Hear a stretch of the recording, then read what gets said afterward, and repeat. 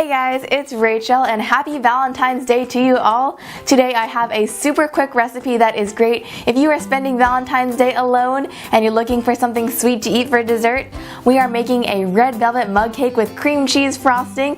It is so good, you won't believe that it was actually made in the microwave. It has the taste of a real cake, and you know what, it's actually even better because you get cake in like 5 minutes and it tastes amazing too. So let's get started. First off, you're going to need 4 tablespoons of self-rising flour. If you don't have self-rising flour, regular flour works too. Then add in 4 tablespoons of sugar, 2 tablespoons of cocoa powder,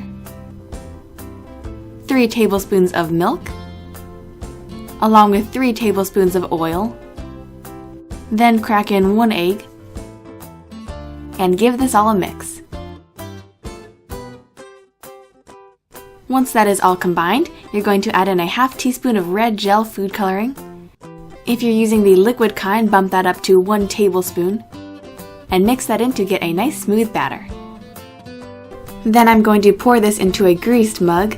I got this one from Target and it is perfect for Valentine's Day. Go ahead and tap that down and then pop it into your microwave.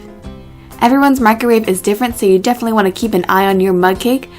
I'm cooking mine for 3 minutes at 70% power. And don't worry if your mug cake starts to overflow, there's definitely a good chance that it's going to, but it's super easy to wipe off the excess batter once it comes out of the microwave. Looks just like a real cake, doesn't it?